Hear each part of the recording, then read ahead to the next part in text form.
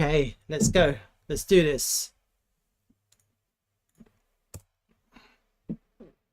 All right. Let's have a look at EXO charts. What's going on? All right. Perfect. Look at that. Bullish divergence. Lower CVD, lower low. Higher low. Higher low on the price. It's kind of what you want to see. It's the V-shaped recovery. We're kind of at PD low. Rejected off daily open, but we're trying to get above PD low. Some longs have closed, some shorts have opened. Where's the VWAP? Okay, VWAP's holding the price at the weekly point of control, and we're at PD low right now. It's looking quite good, actually. It's looking quite good for the bulls. Not too shabby. It's good that we're seeing some bullish divergence now. You can clearly see it now. We didn't have that before. And you see how the price dropped earlier on today, and then you see how the price recovered with increasing open interest. This is a very strong bullish move to the upside. A very large position was opened.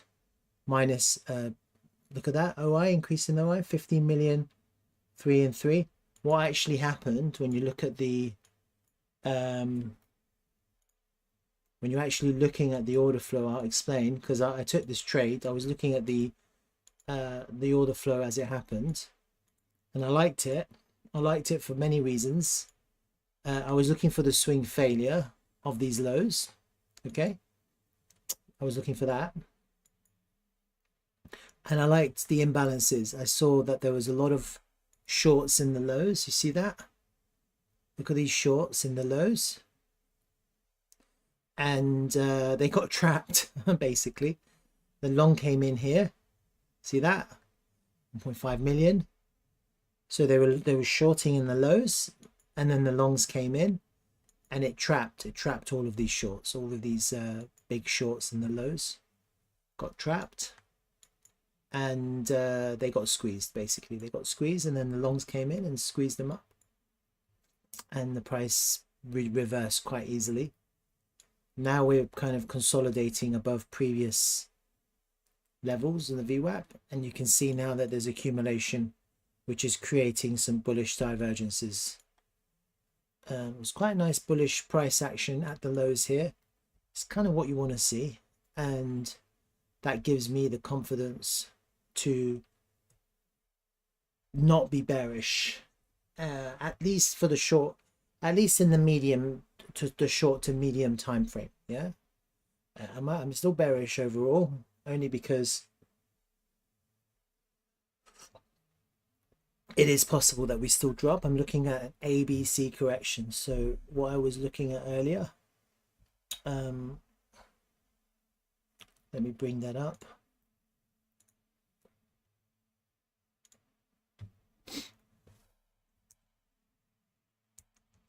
Go to Bitcoin.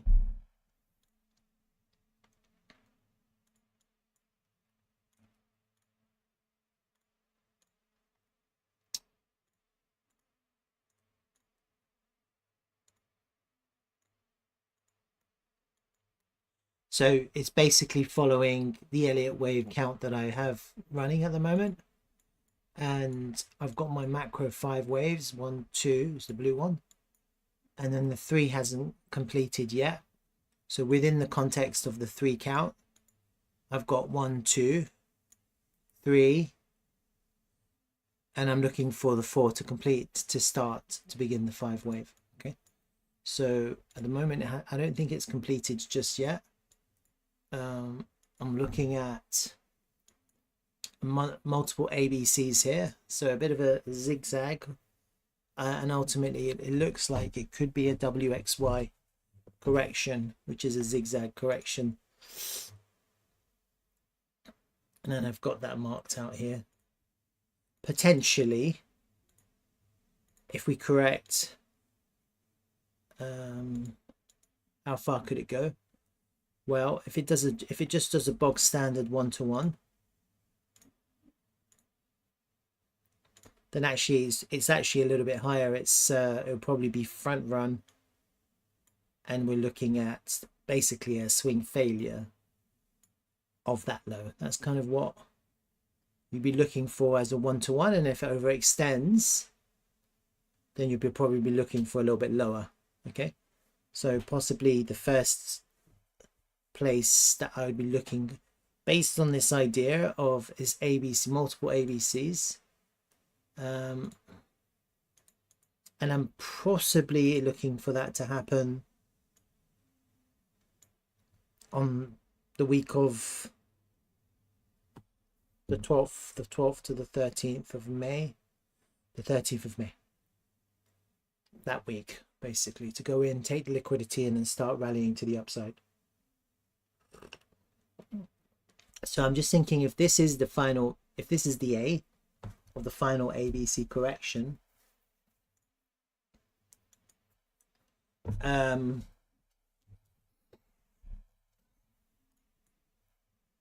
far could it go up? Let's zoom in a little bit to see. I don't necessarily expect it to be an impulsive incline. Yeah, it could just be a very gentle ascent. Yeah, until it finally, and really what we're looking for is maybe some kind of higher time frame moving averages to catch up with the price. That would make sense. I sometimes look at the Bollinger Bands, but in this case, you'd probably be looking at slightly higher time frame. Are there any Bollinger Bands that I think really comes to mind? Maybe this daily one. You see that daily one? Maybe that's basically a daily 20 moving average. Could it come up to there again? And what's the 3-day one like? It's right up there. It's hard to know exactly where you would get this a correction if we are now looking to go up. It's hard to know exactly where it would come, but based on this idea of a correction, if that was our 0 to A, which is here, let me work it out based on fibs. That's kind of what I'm imagining right now, that we have corrected, and now we're starting to correct to the upside. So if that goes to the point, okay, could we go up to the golden pocket?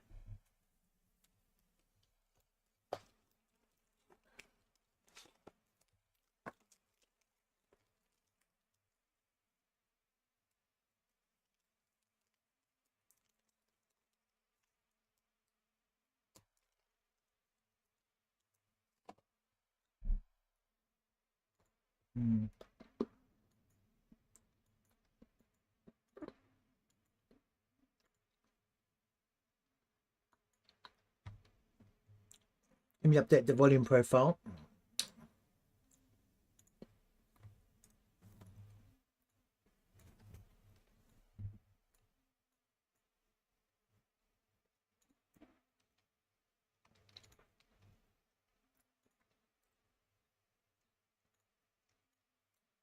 Oh, that's interesting. So we've come into the value area low. Let me see if that's updated.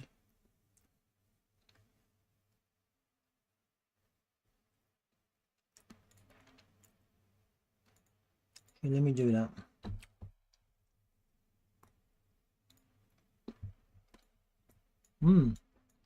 So the value area low has actually dropped a little bit. That's quite bullish, actually. So the price has not actually left this lower part, this lower value area.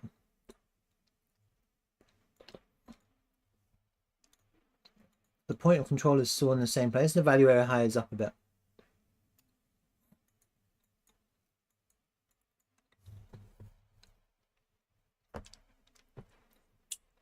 I honestly don't see why we don't go up to the golden pocket now.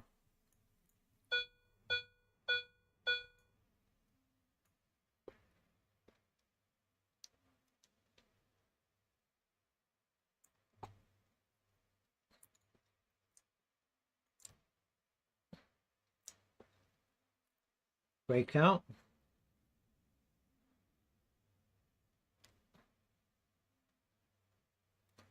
Fake out.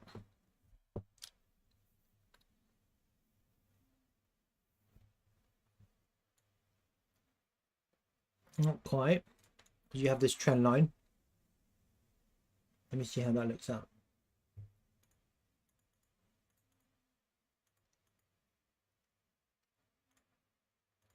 That's the one.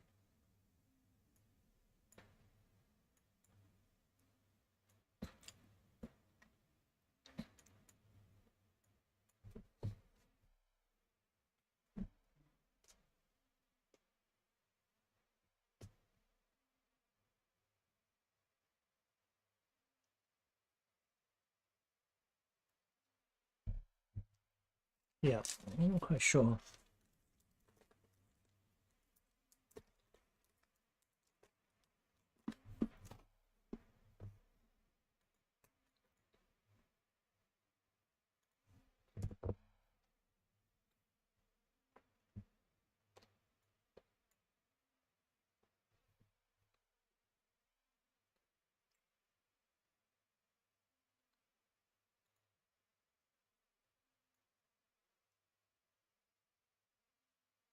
Hmm.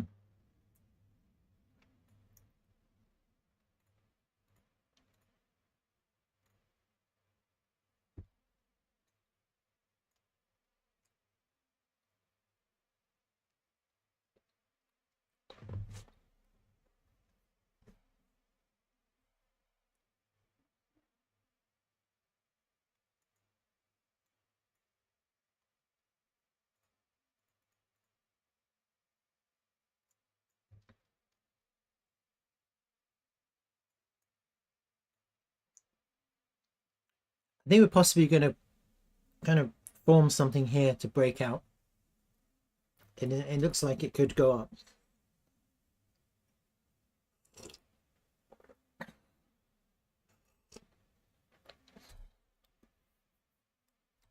I like that the value area has moved down on this local range, on this lower range. And I do like that. I like that. I saw that. That means there's enough volume came in to shift that. Yeah, I like that a lot. I'm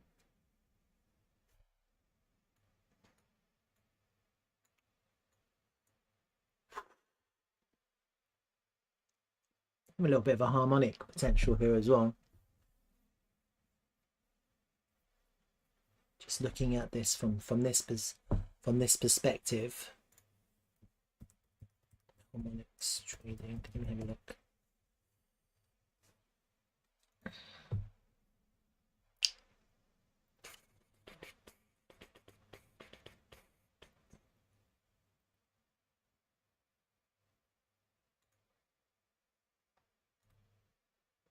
Copy image.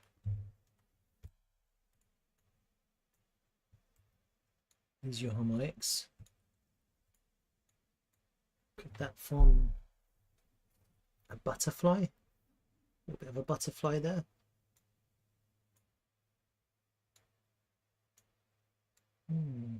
Like that.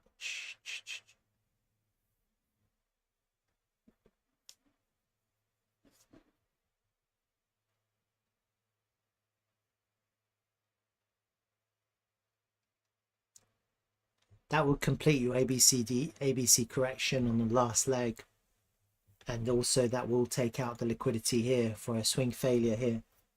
So you're not actually looking at a failed auction. I was initially thinking a failed auction, but now just looking at it, I'm not thinking failed auction. If this plays out, then I'm actually thinking just a swing failure would be enough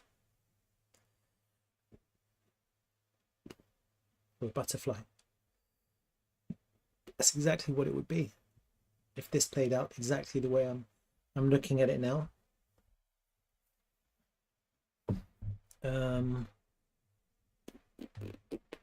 It's pretty premature, to be honest with you. It's very premature.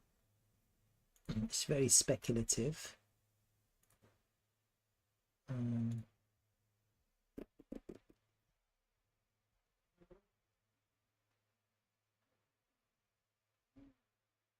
But that B is correct. It lines up perfectly with this harmonic timing. It's just 1 to 1 here. I like that lines up. And then if that lines up,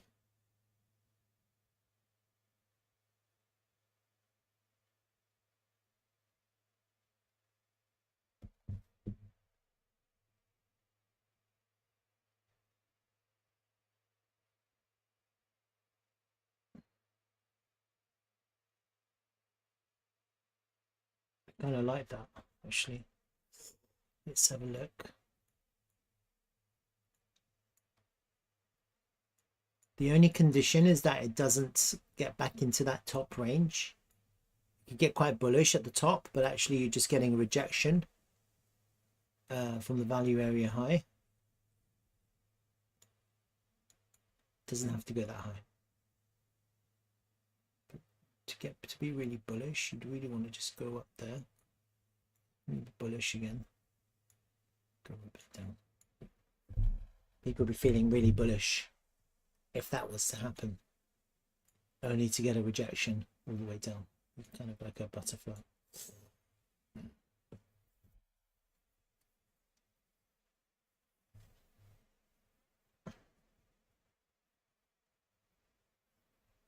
Right. Is there any more levels that I can see? Put that daily level to get past. And there's a few levels to get past. Maybe it's too high. Maybe it's more like that. You have a swing failure potential. If you don't swing failure, then it's a failed option. So probably that. So as far as possible.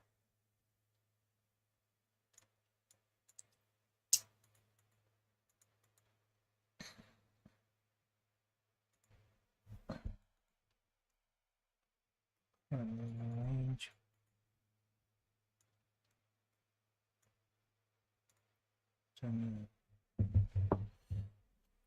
Don't really want it to go back into that range actually. I just want it to reject from this one. So that would be perfect.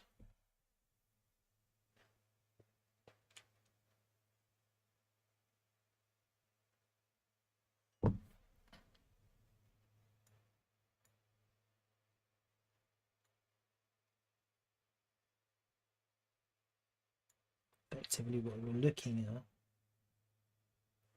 is this. So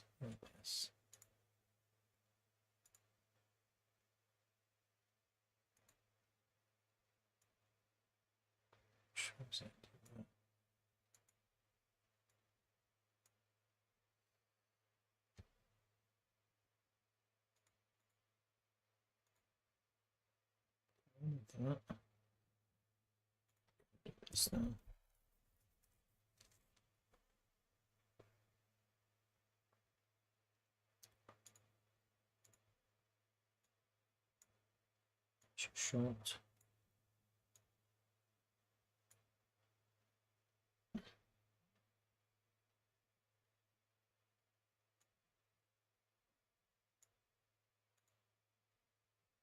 That's your long.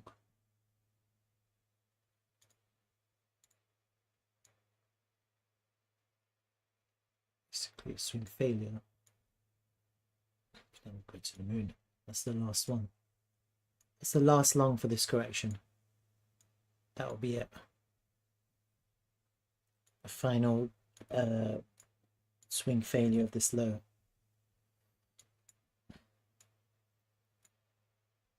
I'm looking at a butterfly ideal. Okay, let's see. and that's your last long. Basically, you'll be looking to impulse out of that corrective, of that swing failure, the final swing failure.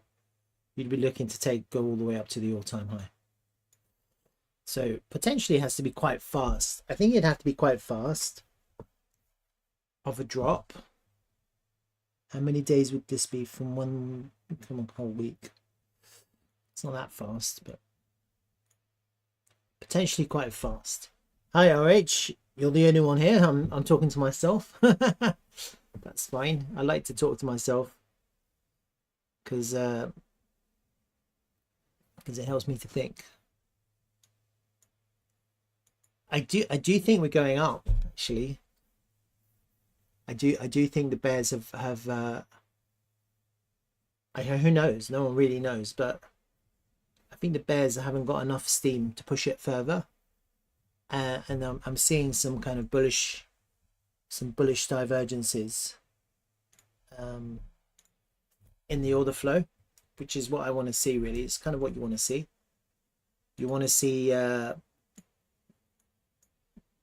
CVD coming right back down, price making higher lows, which is what I'm looking at. Earlier on today, I took this long. This was my planned long from this morning. Yeah, swing failure of the lows.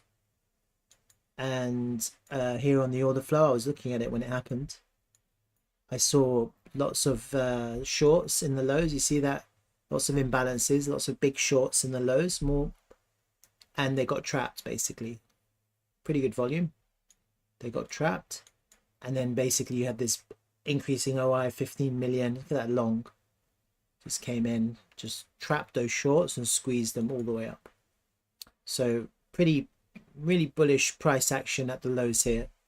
You've got some leverage, big leverage coming in and trapping a whole bunch of shorts at the lows. They got completely wiped. And now the price is kind of, it's been above the VWAP the whole day, really. Quite bullish price action. And I'm in a little bit of a long. I've already taken profit, but that was the plan long I had from this morning. You never know how these things will play out. Sometimes they work, sometimes they don't. I like that we're seeing bullish divergences, and that's kind of what you want to see. And I like that we saw an injection of volume. It means that you're on the right side when you see that there's big volume backing you. You know, that's kind of what you want to do. You want to be on the right side of the big volume, right? So because I'm looking at that, it kind of corresponded to my idea this morning that we're looking at another ABC. Kind of corresponded. I don't know if you saw the video. You were there, no, this morning? But basically I was thinking of a completion of this XWY, and that requires another ABC, and we're in the A now, B, C. And then looking at it, I'm thinking maybe actually we're forming some kind of a bullish harmonic here at the lows, which is like a butterfly. If that's our kind of midpoint, it would make sense for that to be our midpoint, because it is the golden pocket from this low to this high here. See that? It would make sense for that to be it's the right place, you know. That's the right place for the price to come in, find support, to start going up now. And what I think I want to see, or I don't really want to see us to go higher than this little range at the top. It's kind of not what I don't want to see us to get back into that top range. People would get extremely bullish at the top. Again, it would look really bullish. It looked like it's about to break out. Yeah. Again, it would look very bullish. But as long as you don't get back into that range, it would just be all the price to be doing is just clearing this volume gap that's created here on this initial drop. Yeah. The price loves to do that. It loves to go back and clear some gaps before continuing in the original direction. And then what would be good if we did complete a harmonic like this, if it doesn't, would be to take the final liquidity at the low here, to clear that liquidity. Nice SFP, and I've got this fib time as well, so I'm kind of thinking it's going to be roughly about the 13th of May.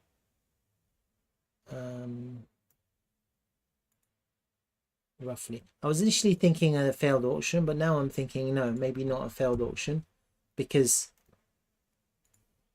if you're going to go lower now, then I'll be thinking failed auction.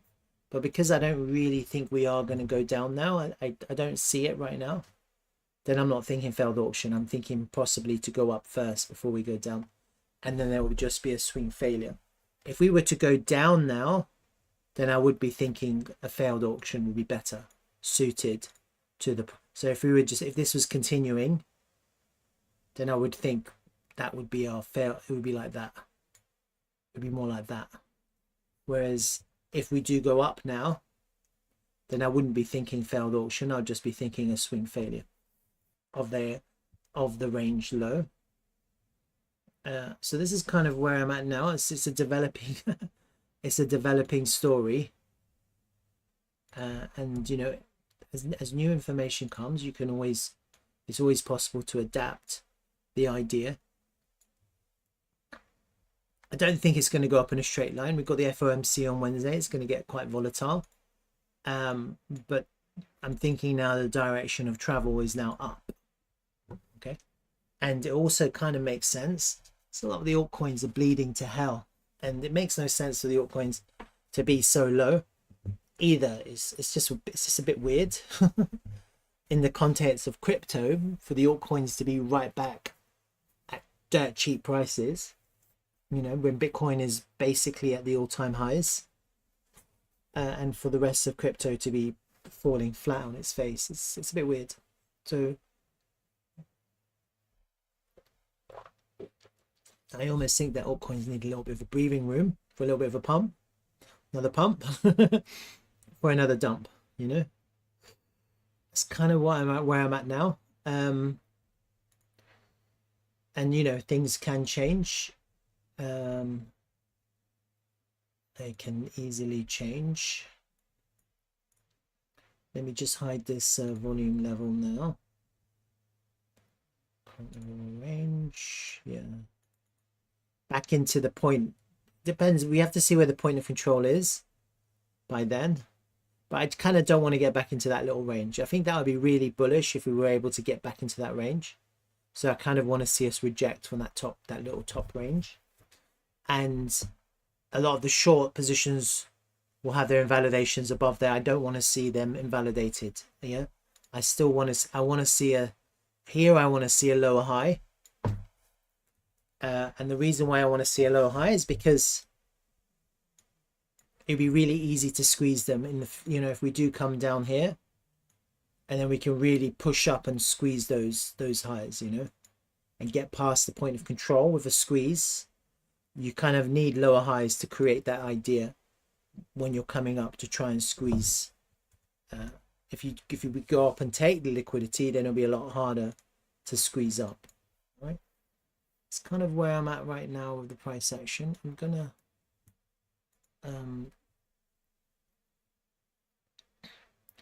this WXY would be a 1-to-1. This from up here to here to here, meaning 1-to-1, and I've based that on multiple ABCs, A, B, C, A, B, C, and now I'm thinking A, B, C. That's what I'm thinking.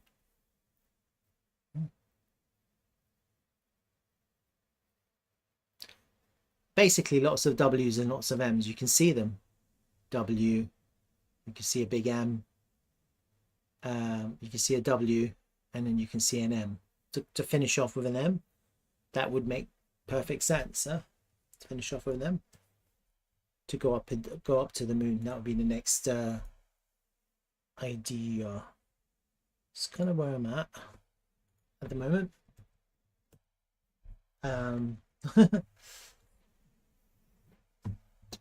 Might pump today because of the whole. Well, it hasn't really pumped, but I do think the price action is turning. I'm seeing bullish absorption, and you know, I had some from this morning's stream. I had just put that into EW like that. I had some trades planned for today. This was it. See that? I took that trade. Yeah. I wasn't sure exactly. I knew I saw it was going up. I wasn't sure exactly how it would do it, but I knew I wanted to take this trade, and I took that trade. So I saw a lot of trap shorts, and I saw a lot of increase. I saw a big increase in OI with the increasing prices. This is basically a V-shaped recovery, and this is bullish price action now. We're into bullish price action. You're not going to get bearish. You can't be bearish when the price action is bullish. Yeah. So when I'm seeing bullish price action, I'm going to be bullish, basically. It's as simple as that. You can't be bearish when you have this kind of volume come in, trap the shorts and squeeze them up. And, you know, we're getting back. Look, we've come back above this value area low. It's a reclaim. This is a failed auction of the value area low. It's bullish. Yeah. This right now is looking like an inverse head and shoulders at the moment. So we're definitely looking to destroy the shorts. Okay. So I'm just looking at my altcoins now.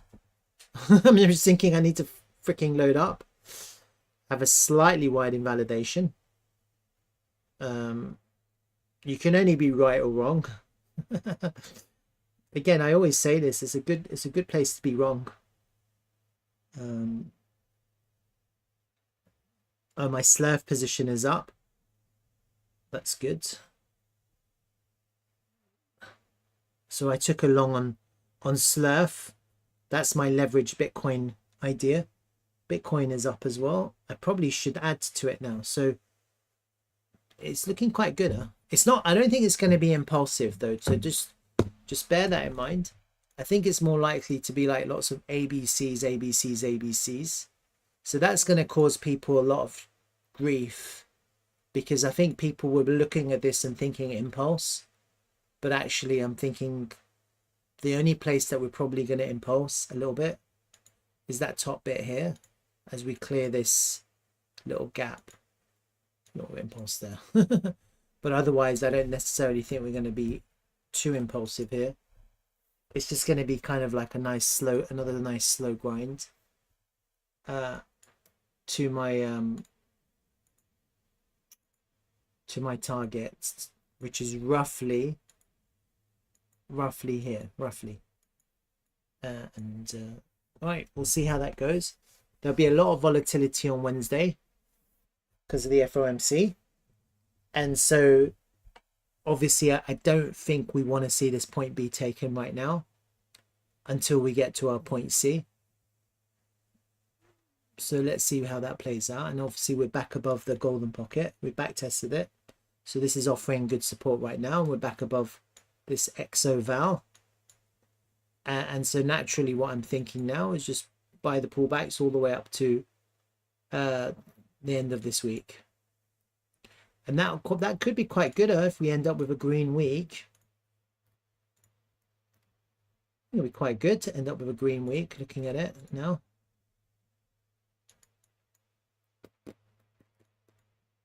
End up with a green week, then you have a nice juicy weekly level there. Where would we end up with a green week? Not that one. Which one was it?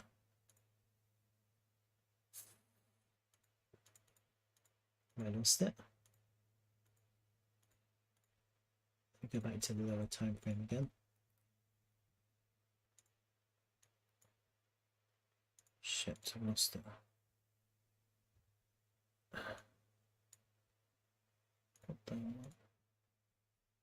Did I lose it? No, there it is. So basically, if we end up with a green week,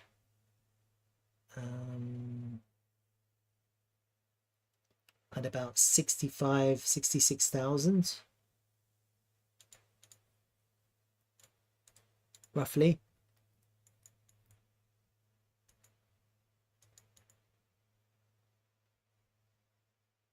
That'd be a really bullish green week to end up at about 66,000. This whole thing, can you imagine it? A green week. And then when the week closes, the price goes all the way down. All the way down to here. All the way down. So you have this green week. You're closing up here. Roughly here. This week is going to be green. That's what I'm imagining. Close all the way up there. The week closes. And then the price goes all the way down to here. Clears the liquidity from the range low. And then your impulse begins.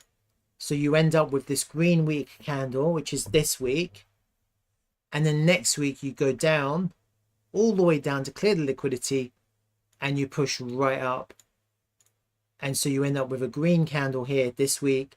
And then the next week is going to be another green candle with a really long wick, clearing the lows of this range, pushing right up to wherever, to the moon, basically. And so that's actually what I'm thinking right now. It'll look extremely bullish if we end up with a green week now, and then the next week is going to be a really long wick candle, which is also green, a continuation candle, and it clears the lows of the whole range. It's going to look so bullish. And if that happened right here, this swing failure, I'm going to be like crazy leveraging, like max leverage, like 100x right there. And I'm just kind of preparing myself for that scenario now, 2 weeks in advance, so that at the right time, if it does do exactly what I'm imagining right now, then I'm going to be 100% confident in my pre-analysis, right? That's kind of what I'm imagining right now. Let's see what happens. Yeah, who knows? But it kind of comes in line with, because, I think about this a lot. And what needs to happen now, effectively, is this harmonic. Yeah, so that's going to be off. That's how I'm going to know. Where did it go?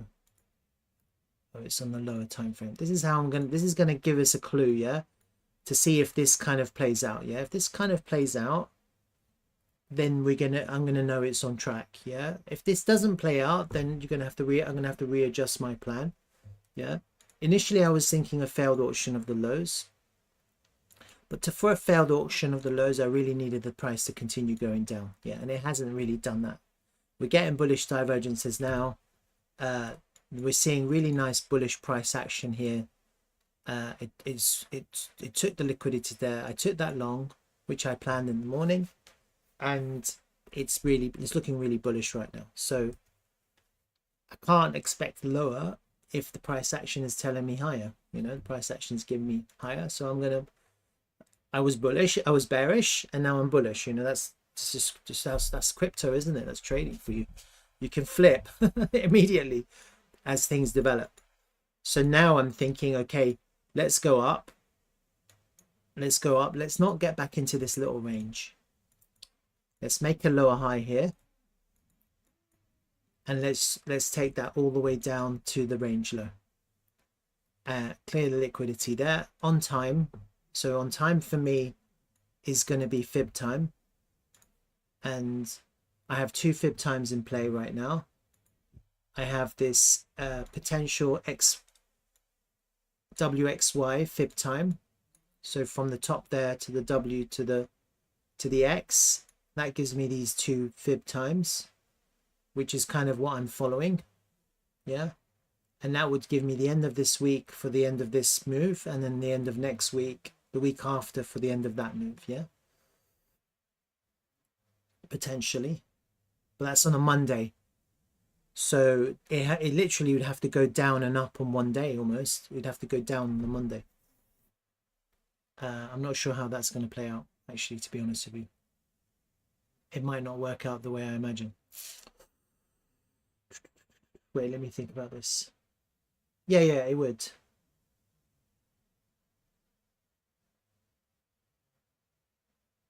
Hold on. If we close green there,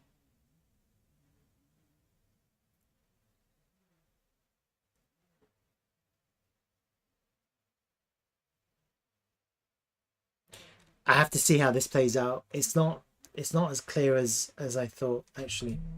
Let's see. Yeah, it's fine. Hold on. If we close green now, that'll be a green week.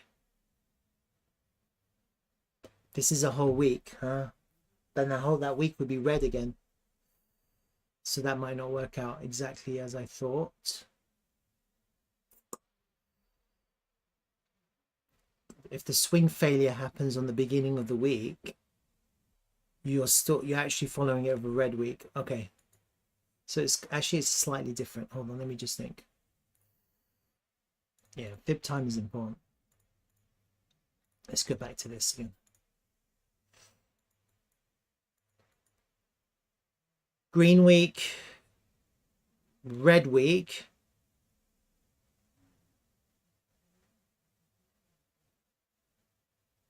Swing failure and up. So green week, red week, green week. All right, that's probably more realistic, actually. I don't know. I mean, we have to see how the time plays out, but actually it's probably, if we end up with a green week here, so it's like a bull trap. I don't know. Red week. Bear trap.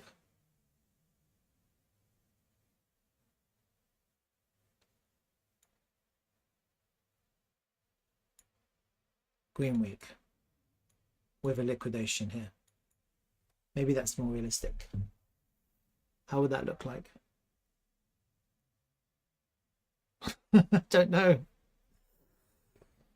It doesn't look good, huh? It looks weird. Fuck. This doesn't work. This isn't working. No. Green week. This week is green. Next week is red. And the week after is green. Okay, that's better. Green.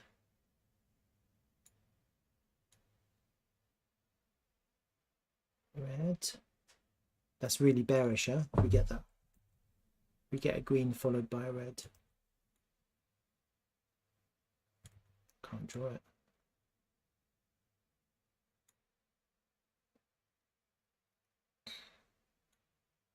Go down.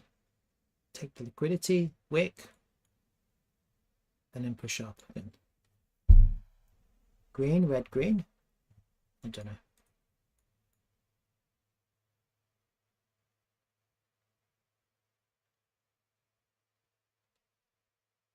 It's harder. I wish in TradingView you could just draw candles, drop them, to try and imagine candle patterns rather than this bullshit that I'm doing now.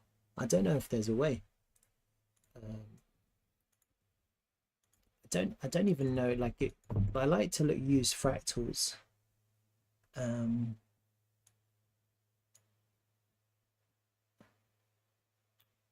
Green, red. Is there anything that's similar? Like this is what I'm imagining this. But this kind of continues to go down. See, green, red, then green, with a liquidation underneath it. Green, red.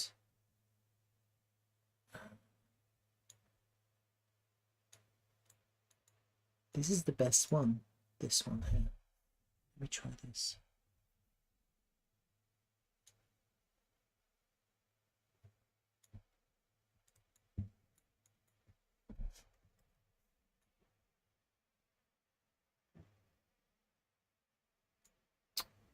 I need to cut that properly. Give me a second.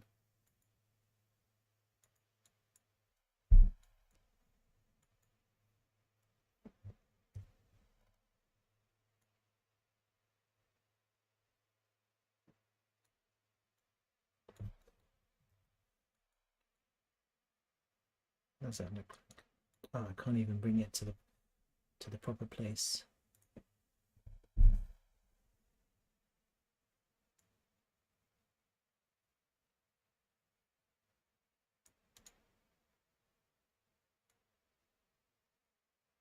Would that look bullish to you?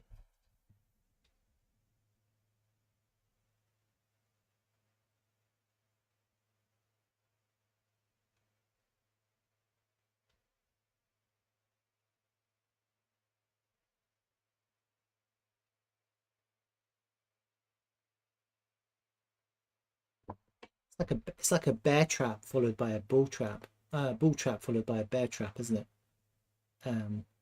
But then this really has to push up to the top, this green candle. Like it has to just go crazy. You'd have to actually really go for it. Do we have anything like that? Yeah. Volume bad. This is actually quite bullish volume, huh? Declining volume. See that? This is bullish. Decreasing prices, decreasing volume, and you know these are buying tails. These are buying tails. It's quite bullish. All of this price action is bullish. By now, if the bears were fully in control, we should have dropped. Yeah. We're seeing a lot of absorption.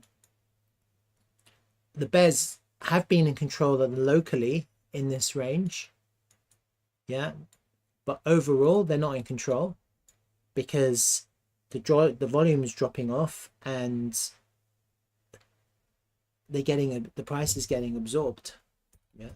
Doesn't look like honestly, it doesn't, to me, it still doesn't look like we're going down that far. And you can see the volumes dropping off. I mean, eventually they're going to give up. Eventually they're going to give up. That's what I think. I'm just trying to think of a bullish price action that I can, where we have an explosion.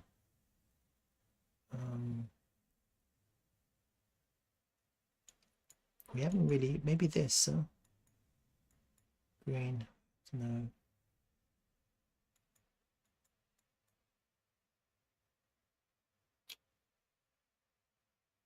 Kind of want a red candle followed by, it's kind of what you want, this kind of red followed, this is kind of what you want, but the wick comes down too low. The first wick shouldn't come down all the way.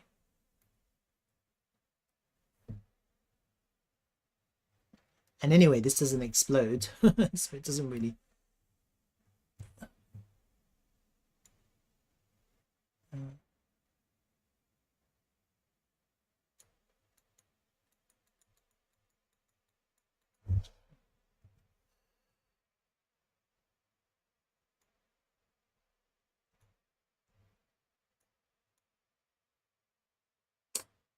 You see, that first wick shouldn't happen. Yeah, it doesn't work. Anyway, look, it's really speculative. You know, like I like to speculate. So at the moment I'm thinking up, and I'm just following. I'm going to follow this idea for the time being, right? And these harmonics are extremely speculative. The only time that you can kind of confidently trade them is at the last point D. Because, for example, this C could be there, you know, like it could be something else. So it's extremely speculative. But I think in the context of what I'm thinking is a squeeze to push us into the impulse, which is a massive short squeeze, you kind of have to be making lower highs. And if you look, we are making lower highs, you know, overall. And so I wouldn't mind continuing that idea, because what happens is that people are bearish, people are looking for lower. If you put in a lower pivot here, then what happens is people will bring their short invalidation slightly lower. Yeah, it'll just get us ever so closer to squeezing up eventually. Because right now, if you're short, where's your invalidation? Well, initially it was at the top here, then you bought it here, yeah. And now if you're short, you're probably, your invalidation is here. Probably you probably don't want the price to go. No one is really going to remain short if the price comes up like that, are they? Because that's going to look really bullish. So naturally what you want is you want people to keep on bringing their invalidations lower. And if people suddenly see the price make a lower high and then it starts coming down, they may actually start then thinking, okay, this is it. This is now the price is going to crash. They may actually start bringing their invalidations down because they're expecting lower, especially if we're to go to the range low again. Yeah. And that's how you squeeze up. Basically, that's kind of how that's how we get the impulse. And what you want is you want an impulsive squeeze followed by a massive pylon. It's clearly not going to happen this month. And so I'm thinking next month sometime. All right. Let's just keep a track on that. I don't know whether you guys are trading or not. This isn't going to be easy to trade because it's going to be quite choppy. As you can see, it's quite choppy on the way down. There's no reason to think it's not going to be choppy on the way up. Yeah, it's not going to be easy. Corrective trading is not easy. So it's always important that if you do take trades that you're consistently taking profits, you know, and trying to make sure your trades are risk-free as much as possible, just because of the choppiness of the way the price is moving. And also to have really nicely well-established invalidations if you're trading. I have no idea what's going to happen to altcoins. I see that TRVL is struggling a little bit. That's a shame. What's bizarre about TRVL is you got people selling. I just can't understand it. I don't understand it. I think maybe it's because people are looking at this and they're thinking, oh my god, it's a massive head and shoulders, and they're getting a little bit panicked, a bit nervous. So it's quite interesting. Psychology has a lot to play with the way people behave. You can see there's been quite a large amount of volume on this drop. Generally speaking, decreasing prices, increasing volume represents bearish price action. It hasn't really been increasing volume. It's been quite steady volume. And the price hasn't really declined in a speedy way. It's actually declined. The decline has declined. Yeah, you see the volume has been, relatively speaking, quite steady, and the way the price has moved down has dropped less and less and less. It's only today that we've had a little bit more of a drop. It's a tricky one, you know, like, I mean, I can't really call it. Could we? I don't know if we're going to hold the low. I can't tell. I can't think we are. I don't think we are going to take the low, because I think Bitcoin's going to go up now. Yeah. And if Bitcoin goes up now, it'd be very weird for this to go down. Because again, people are still going to start getting bullish again. They may start buying back again.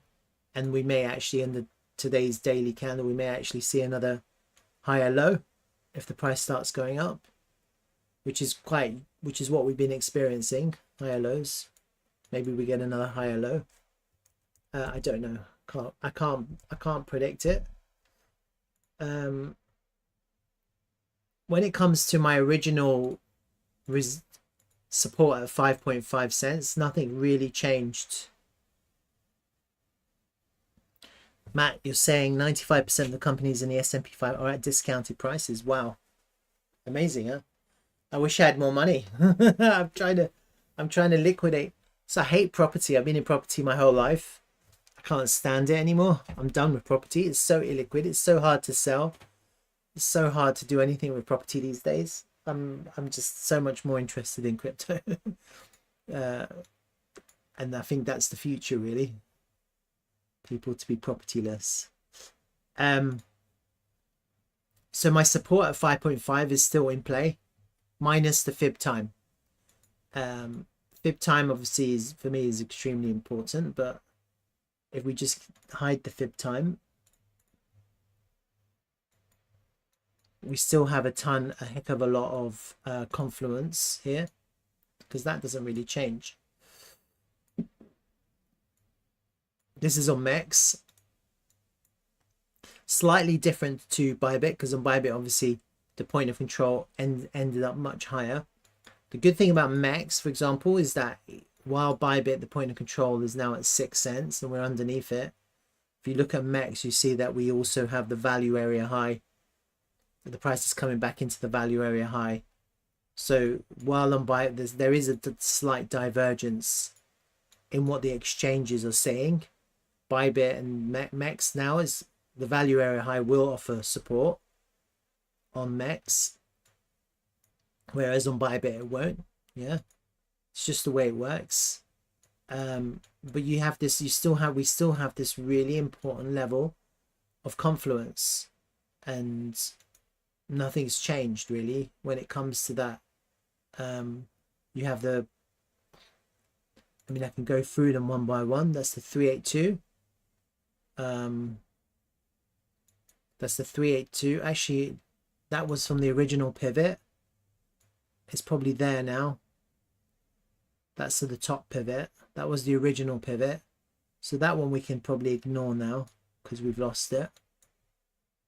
All right, so let me just delete that. That was to the original one. All right, so that can go now. What's this 236?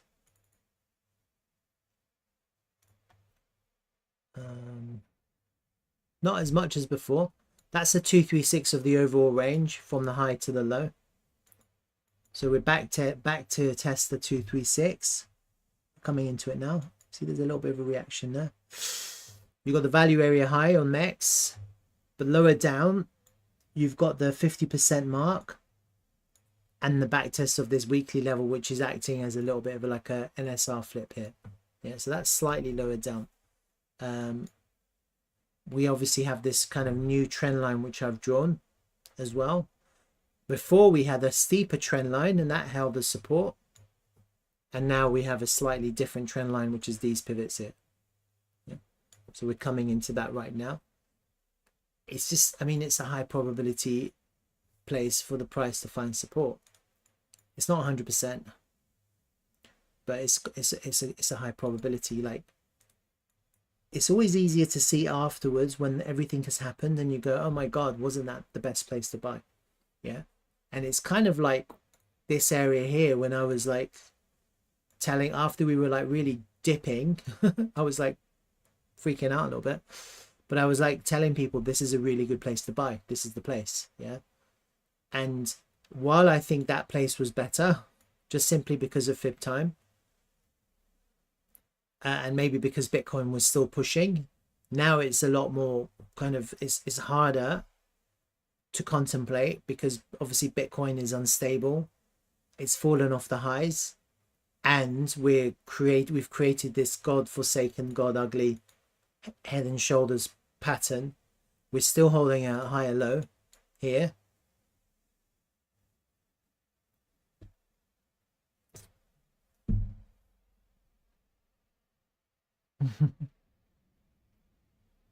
Matt's commenting on the liquidity markets and the Treasury quietly buying bonds and one bank needing to be sacrificed to force a sharp liquidity injection. You think that's going to happen? That'd be nice.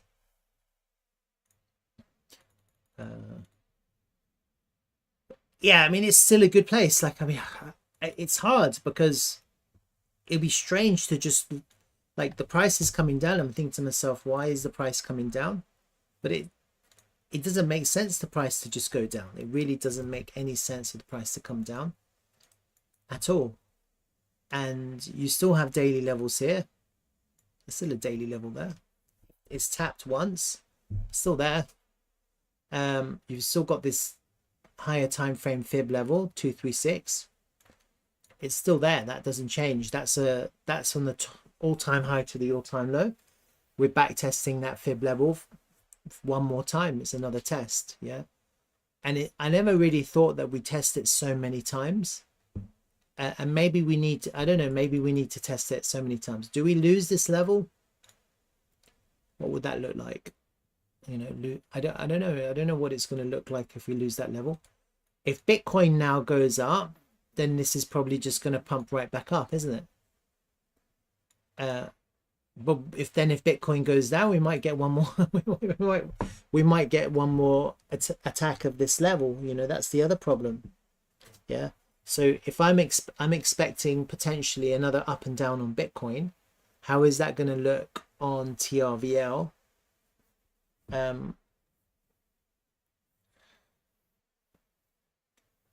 Do we get to hold here again? Like, can this area withstand a test here for an up, for another test.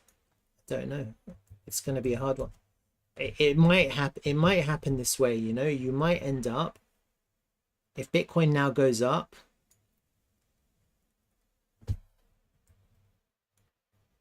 and then Bitcoin suddenly drops, we might end up with a capitulation here.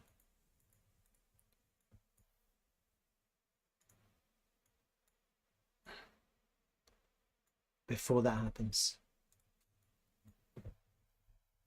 Yeah, like a real capitulation with Bitcoin. We might end up with a capitulation event followed by a massive sharp buyback.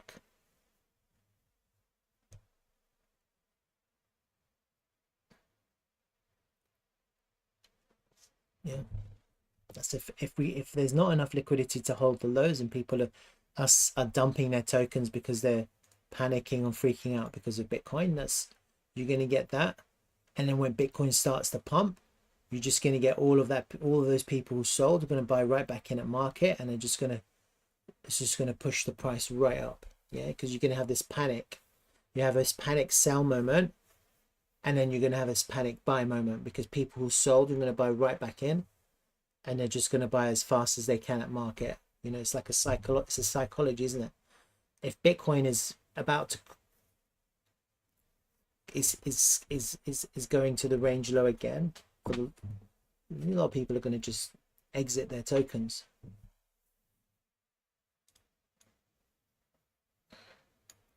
You make a lower low here, it really doesn't matter if you make a lower low. If immediately you go up and you take out that high, really it doesn't matter if we make a lower low. If the next move is all the way up, it's just like a straight line pump all the way to the top. Yeah.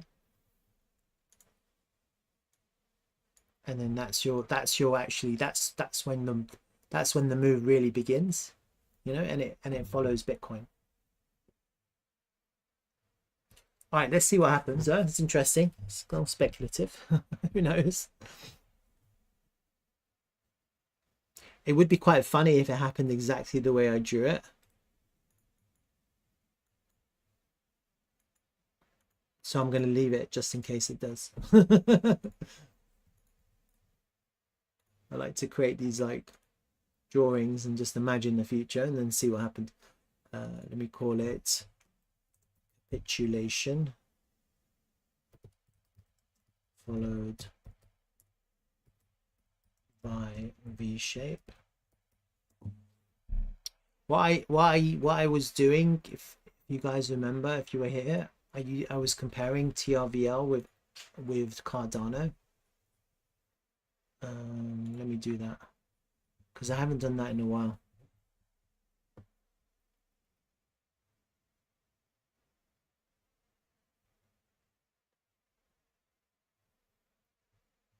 I like the yearly open. Yeah, Matt, you're absolutely right. The yearly open was really lower. It was at 3 point. That's really low. It's it would be a real capitulation, if it went all the way down to, that would be really bullish. I agree. That would be like literally the best time to buy. Would be a back test of the yearly open. It would be so bullish to in the first 3 months to go up, clear all of that liquidity, and to be able to come buy right back in at yearly open. That's like they'd be, because when the price goes up, it would just go up really fast. There'd be no more liquidity to block the path. You know, then you'd start getting, as soon as you get above there, you're starting to get back into trap liquidity again. So, you know, like it's literally, the lower we go, the worse it is to sell. When you look at these candles, yeah, if anyone is selling, the lower we go, the worse idea it is, because of the way the candle is forming. You know, we've gone all the way up already to 12 cents, and now we're pulling back. This is really bullish. This is like the time to buy. You buy as much as you can. Really, you would, if you could, you'd buy as much as you can. And if you get a test and it goes up, yeah, here, see it's coming down all the way up and it's pulling back up down to the previous month high, previous 6-month high, my bad.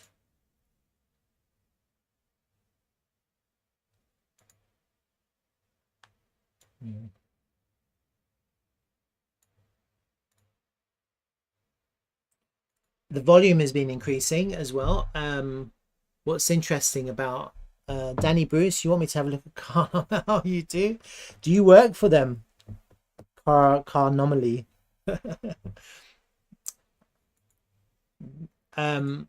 What's interesting is the volume. You see on MEX, it hasn't really. Last year we had a nice volume, and this year we haven't had as much on MEX. It's still good. If you think that we're in the 4th month and we're on 116 million, it's still okay. When you look at the other exchanges, you see that Gate has really underperformed. It's still good volume. It's still 132, but it's really underperformed, especially compared to 2 years ago when it had a lot of volume. And so there is still a lot of trap liquidity on Gate. But when I'm looking at KuCoin, you know, like we're in month 4, almost at the end, and we've got 235, so over halfway, and we're a quarter of the way through. And then when you're looking at Bybit, well, that just basically tells another story, but it's still relatively, it's still low. You see, it's, even though it's more on Bybit, 124 million, it's still more on KuCoin. Like KuCoin is 235. Gate, so basically Bybit and Gate are the same at the moment, and then Next is lagging behind. So KuCoin is still technically leading the way in terms of volume. Yeah, that's Gate. KuCoin is still leading the way in terms of volume. But I know Bybit is trying to catch up, so let's see how that plays out. Danny is saying, haha, I wished I remember you looked before. I don't know what to say about car anomaly, because it's a hard one. I wasn't too interested in it, but the price pumped. Yeah, it's the same as most tokens which are really low liquid, and then they have this kind of whatever, they do something news wise and it pumps. Yeah, it pumps. It doesn't mean anything really. I don't know, I can't really explain it, you know, like it's a gamble. I was looking at it, I saw that they look, see, it pumped. I mean, what can you do? I was like, what the hell? It was here, I remember it was here. Look, it was coming up. I was looking for here, but actually in hindsight, you see what happened. It held the value area. Hindsight is a wonderful thing. It held the value area, and then they released something. I don't know what it was. I think it was some kind of staking or something, or a new app or something to do with their project, and it pumped. Now the volume isn't great. Yeah,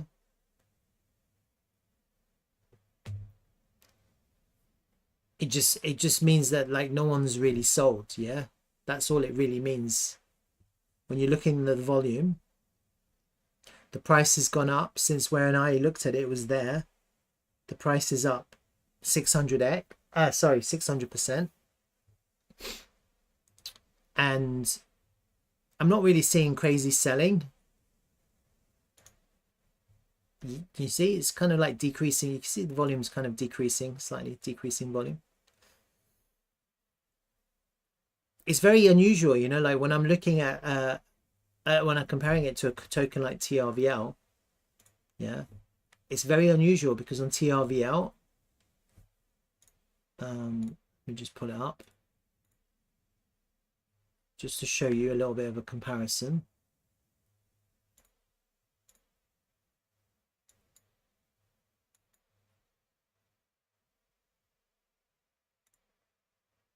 Look at the volume. Yeah, people actually selling. The price has only gone up from about the same time that we were looking at it, it's here, right? TRVL only went up 200%. During that same time, car anomaly went up 1,000%.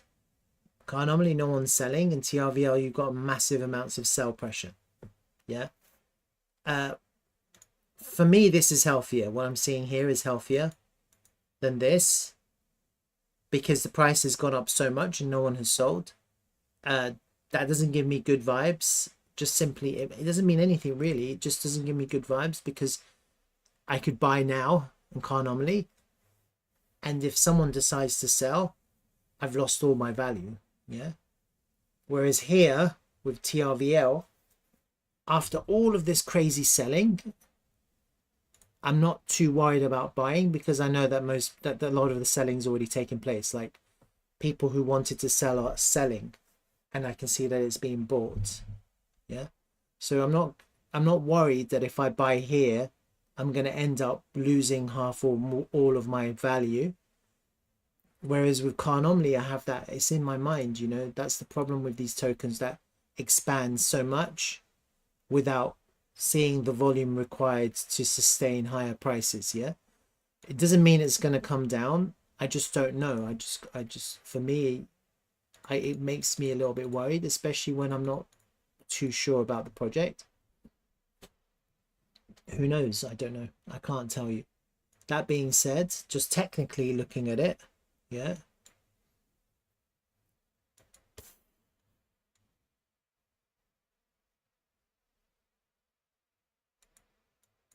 got big resistance there. It looks like we're in the resistance now. Look, it looks like it's being respected. These levels, these higher time frame fibs, 0382. This one was ignored 100%. 236. We never really got a test of it. Yeah, we're underneath this level. I do wonder if we test it here. I do wonder. That worries me, you know, like we haven't had a test, and that's 71% down. I would like to see a test of this level, because we have tested it as resistance. See, a couple of times, a few times, and all here, and we haven't had a back test. So that kind of makes me a little bit worried. Either you want to see a test here and to pick it up here, or you kind of wanted to get back above there again, to find support a bit higher up, slightly higher up. So you kind of into resistance now. You need it to go higher, and you need to find support there, or you need the price to come back here. So that's kind of where I'm at with this token. And I think here would be better. The back test there would be much better. And I'd like to, again, it's the same thing. I'd like to see people sell. I don't want to just see people not sell, because that makes me nervous. Doesn't mean it's going to fall down to zero. It just makes me a little bit nervous. Let me just, that's a good level if it came back to there.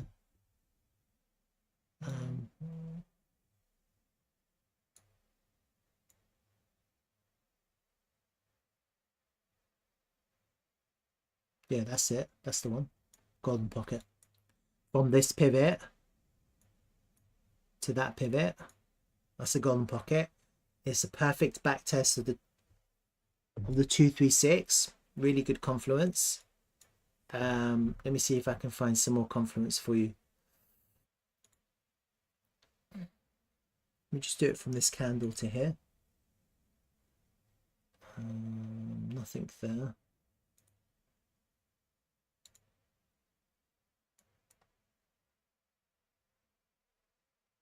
Yeah, really light volume profile to go up.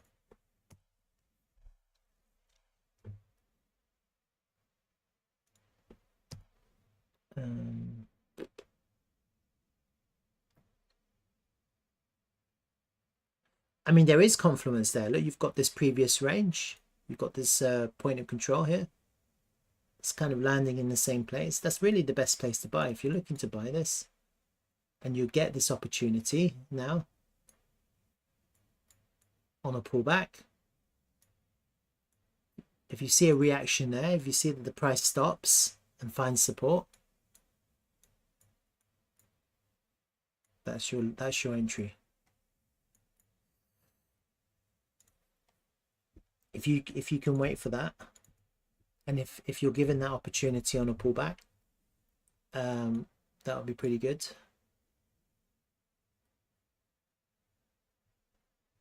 How much lower is that? I don't know if it's going to happen though. It requires people to sell at 72% lower. I am in the non-official Telegram group of Anomaly, and lots of new buyers now. They have a new roadmap. Yeah, I saw that. I was following it a little bit, and my comment was that why is their Telegram group closed? It's a bit weird. Who knows? Like, it's all of it. Everything is speculation, isn't it? And in the future, we're gonna sell all our tokens. If you could buy here, it would be the best. I think if Bitcoin does correct and scare the living hell out of everyone, then you might get a drop to here. Yeah. So if you have the ability to be patient and wait for it, this is a good place. It may not, if there's that much demand that you're talking about, you may not get there. You might just kind of just take out that low. That might suffice. And so I'm going to set an alert, because maybe if I get a good entry, I'll take a stab at it as well.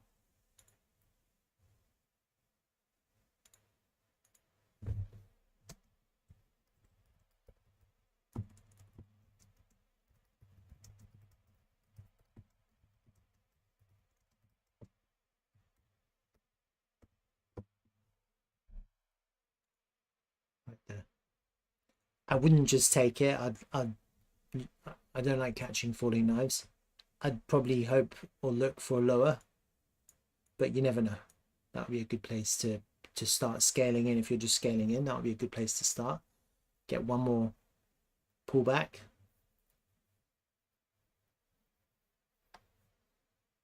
Otherwise, what you really want to see, rather than the problem with just going up here and finding support to go up, is it's also possible to go up and then come right back down. It's always better to buy it when you see that move back down, yeah, because you want to see selling and you want to see the price to find support after heavy selling. Yeah, this is just continuation. So if you do get this kind of price action and it goes above this level, if you buy there, then you really do have to sell there, yeah, because you wouldn't just expect the price to go through. It could, but it's kind of like here, you see, it's kind of like here, it went through, so it could go through, but you see where people sold there, and then when people sold, they were immediately, the next three or 4 days afterwards, they were immediately able to buy right back there.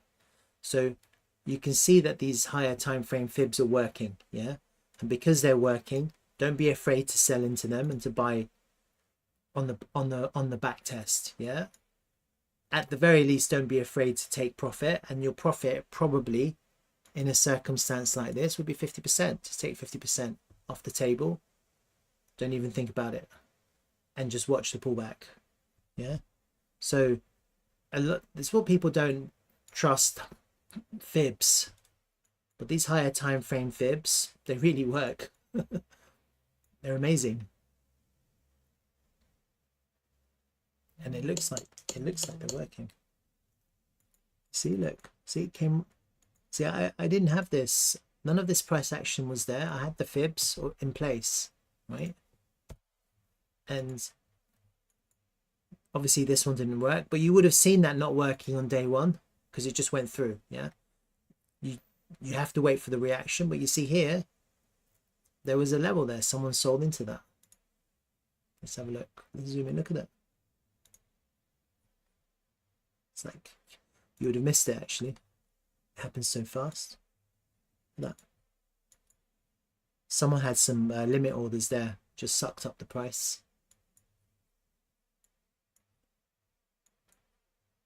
It's very illiquid though. Look, you can see all the gaps. It's not easy to trade this, unfortunately. And so you see that volume wasn't much either. So even if you would have had a big sell there, you probably wouldn't have got filled into that wick, unfortunately. Just looking at it. 482,000 at a third of a cent. That candle.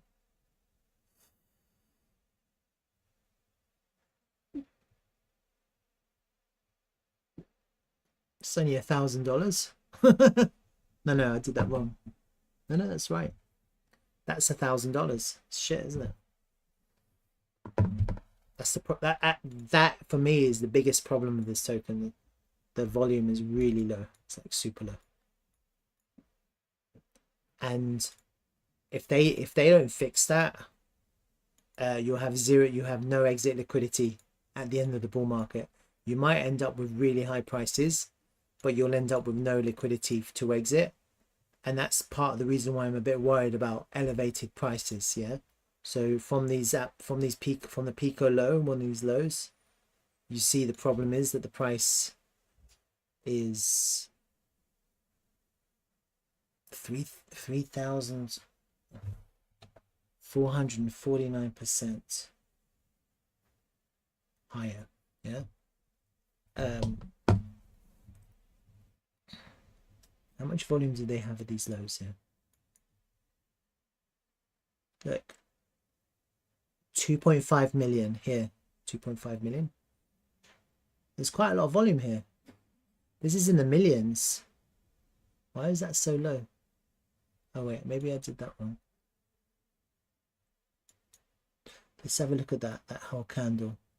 8.5 million.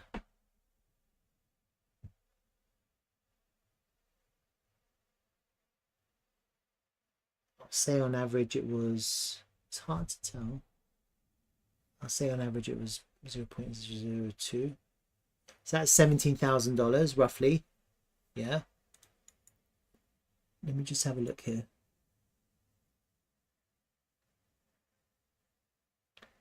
This is like 1.8 million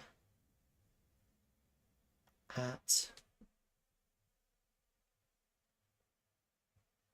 0.000125.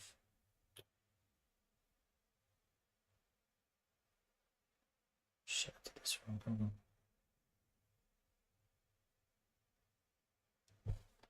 This is, look, this person here spent $2,000 right here to pick up whatever 2 million. No, hold on. It's 1.8 million. I did this wrong.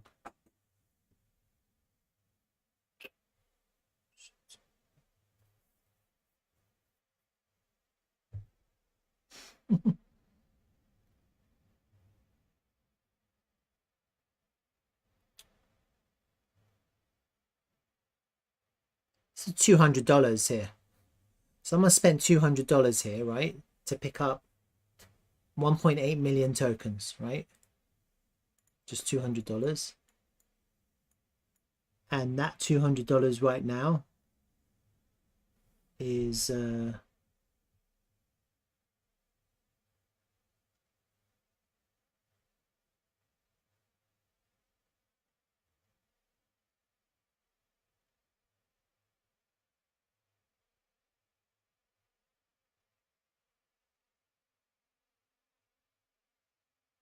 $6,000. Yeah. But I just can't see them selling at the moment. I'm not seeing that value come out. Here it's a little bit more. Here it's like 22 million. It's slightly higher, 22 million. Yeah, I'm just a little bit worried. Oh, the volume is on Probit.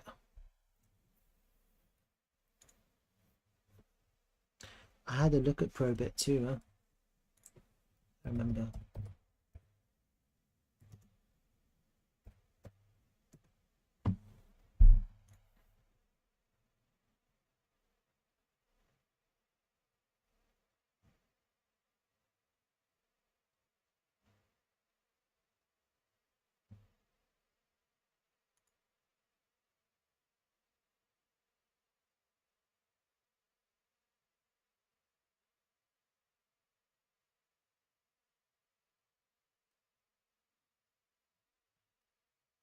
They get on. I think they're going to launch on a new exchange now, on MEXC or something. I saw something about that.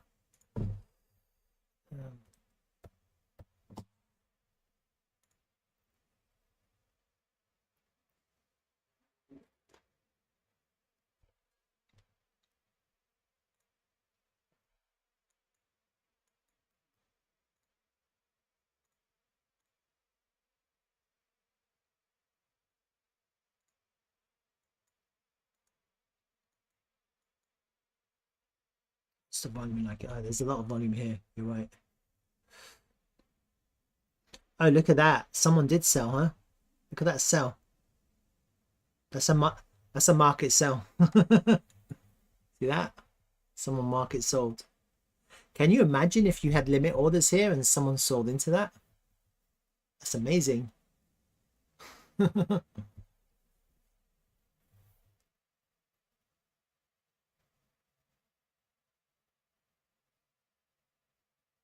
Hundred. Look, you see, this is the problem. That's 138 million.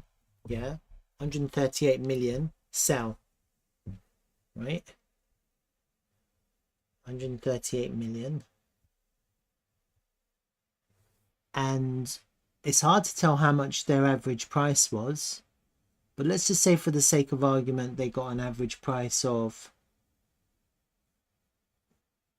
0.00142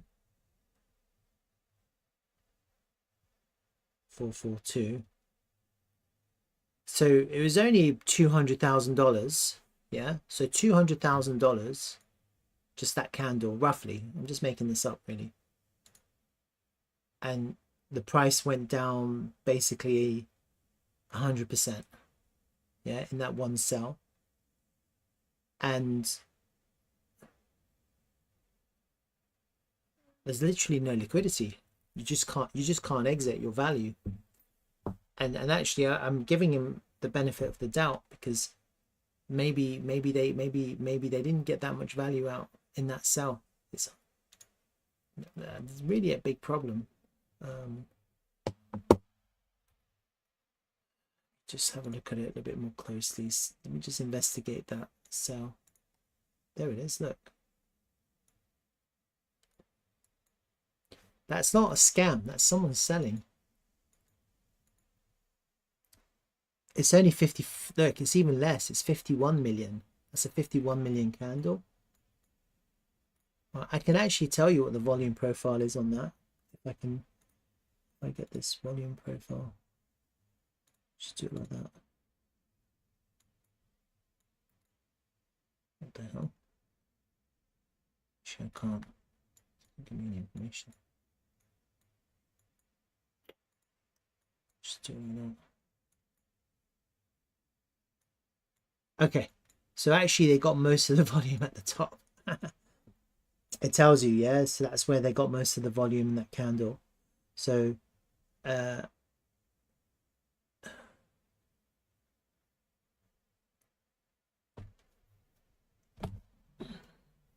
me work it out again.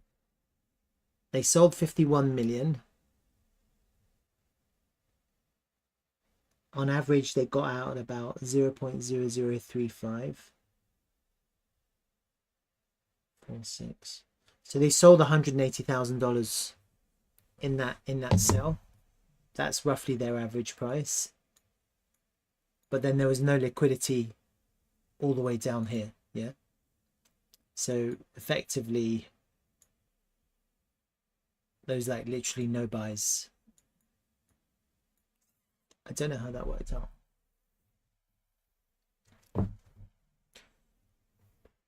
I think that's like, I don't want to like alarm you, but I think that's really concerning, because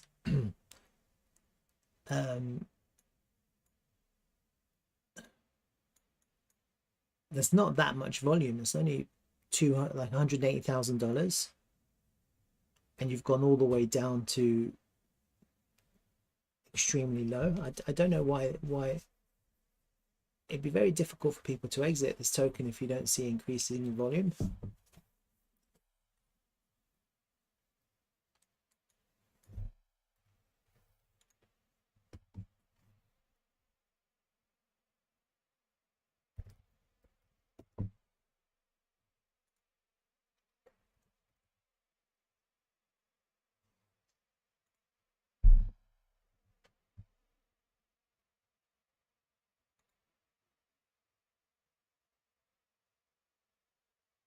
It's weird. Yeah, look here, look. It tells you. So, oh yeah, because it launched on Mexi. So the volume at the moment, the most of the volume is on Mexi, 74,000 in the 24-hour period. Yeah. And on Probit, it's 62. Yeah, Bitmart's got the least volume, you're right.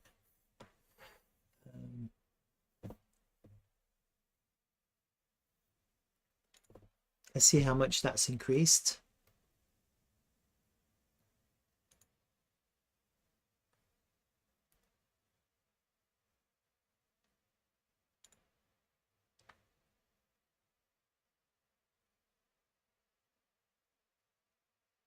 So it used to be roughly about 50 or so, 60, 15, 20k, 20k, and then now it's doing like 100, 90, 100. So there is a little bit of an increase.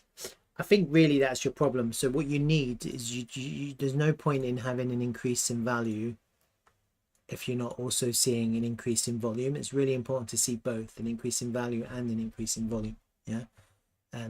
Otherwise you could buy some, otherwise eventually in the future you're going to have really high values and you won't have the volume to support people selling, and so you're going to then it's going to get extremely bearish. Yeah, so let's just say whatever happens, let's say the price selling goes up there and someone decides to sell, then all of a sudden you're going to get this. Yeah. And that's it's going to be very problematic if the charts creates that kind of pattern, because you just don't have the volume to support the higher prices. So what you need with these tokens, they have to address it, and I don't know how they're going to address it. It's not just going to be it's not enough just to get onto exchanges. They need to create interest in the trading aspects of this token, and I think most new tokens, unless they're Solana tokens, have that problem. So obviously I'm looking at TRVL a lot, and we have that problem too. You know, we have exactly that same problem, and the good thing about TRVL is it has increased a lot. You know, it used to be much lower. If you go back in historically, you know, you're kind of at the same levels as, this is quite a while back, this is back in September. You see it's the low 50s, 60s, 20s, whatever. It's back in August. And one of the challenges with any kind of project and any token is how to increase the volume in a 24-hour period. It isn't just about increasing prices, it's also about increasing volume, right? It's really important. So if you want to see a healthy, like, I mean, if you want to see a healthy token project, they need to address both aspects. It will help if and when Bitcoin goes up and people get a little bit more manic. You get a little bit more volume, you get people buying and selling a lot more. Generally speaking, higher prices introduces more volume. I'm very surprised that someone is now sitting on potentially a 24x on their investment and they haven't taken their profit. I'm very surprised, because if you have 100k here and now you're sitting on 2.4 million, would you not sell? I think I would. I'd sell some. All right. I don't know. It's a lot of money. BTC updates.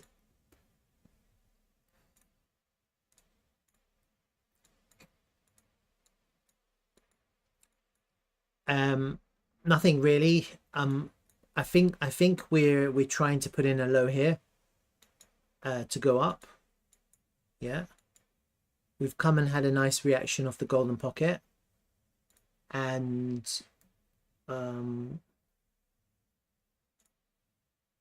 the volume range, we've come and had a nice reaction off the value area low.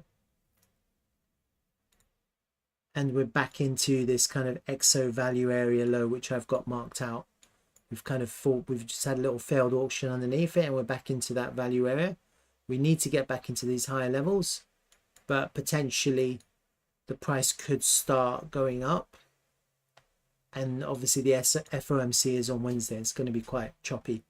So I'm not expecting an impulsive move. Okay. I'm expecting the price to annoy everyone. And maybe actually that's going to cause problems for altcoins. I don't know. I think if we start reclaiming higher levels, altcoins should go up. Because altcoins always struggle when Bitcoin's in danger of falling. But once people get the sense that Bitcoin isn't going down, it's now going up and starting to close higher, then I think most people are going to be a little bit more confident about picking up altcoins again. They love that. They love that kind of stuff. They wait for Bitcoin to show a little bit of strength, and then they start pumping their altcoins again. So I'm expecting a week of green, and then I'm expecting another week of red also. And hopefully, if this harmonic or something like it plays out, we can take the range low and liquidate a whole bunch of people to push that all the way to the moon. Okay, that's kind of where I'm at with Bitcoin at the moment. And then anything could change. Yeah, so you just have to bear that in mind. This is a developing story.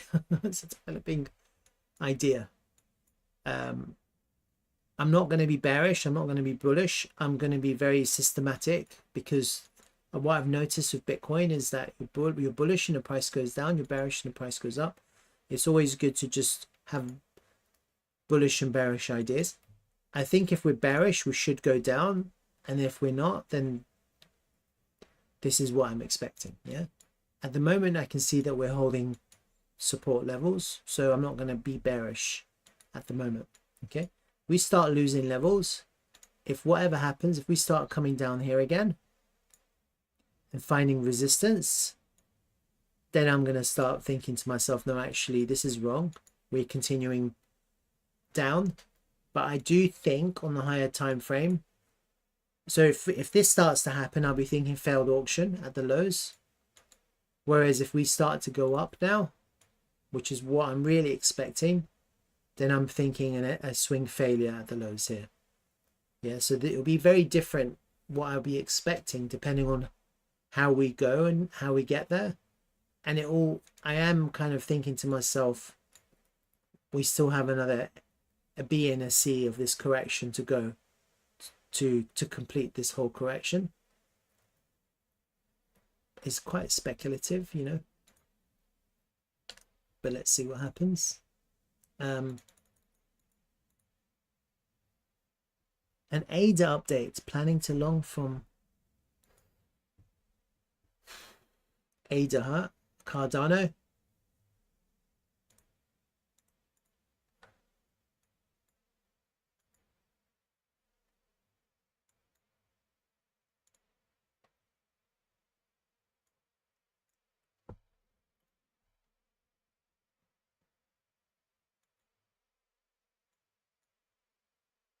There's an SR flip in play right now, which we've lost. Yeah. I think it'll be a really good idea to wait for that level to be reclaimed. Just in case the price decides it wants to go down. Yeah. It'd be very difficult for the price to go down if we go back above that level and flip it back into sport. It's basically this pivot here. Yeah, that's basically your line in the sand at the moment.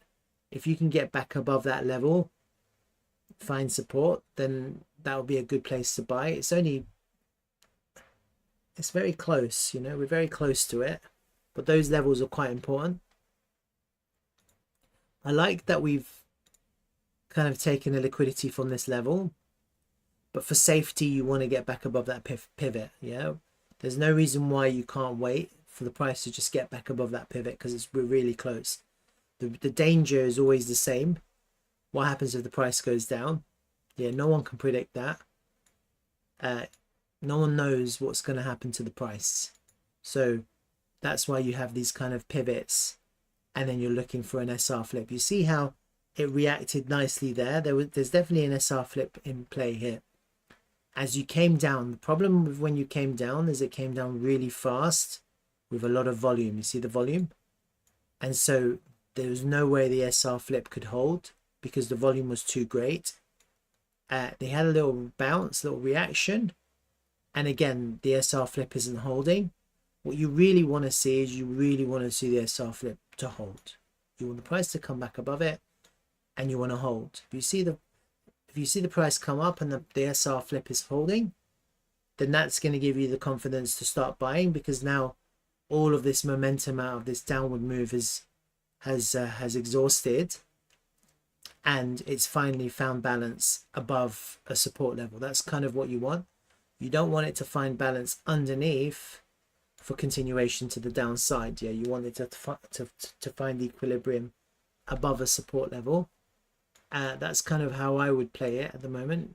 And the reason why is because you just, who knows, like no one really knows if the price is going to go down or up. What you want to do is you want to buy on support. Yeah, that's kind of what you want to do. At the moment, does it look like it's on support? Look at it. This is a daily time frame. Is that support to you?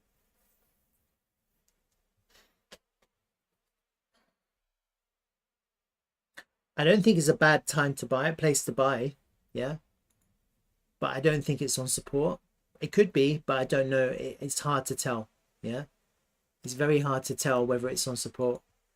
I don't think it's a bad place to buy the wicks on red candles. They're pretty good places to buy. If you want to buy, you want to buy at the low of a candle, and often the wick of the red candle is a good place to buy. But if this candle continues and you're going to see a continued sell-off, then it's actually the worst place to buy. You just don't know. Yeah, so that's why it's always good to just wait for the price to find support on some kind of level. And when you do get that kind of behavior, like right now, you see this is the 4-hour time frame. It's easy to see. The problem with the way the price came down is it came down with a large amount of volume, and the momentum was too much. You see, bang. See that volume? Bang. Bounce. And another bang. Yeah, so there's so much selling that there was no way for the price to find support on that SR flip. But eventually, after the price settled, it kind of settled. It found resistance. It went up. You see, it found support. See that? That's support. It went up. As it came down, look, support. You've lost it. And now you're underneath it. Yeah. And actually what you really want is you want the price to just get back up and then find support.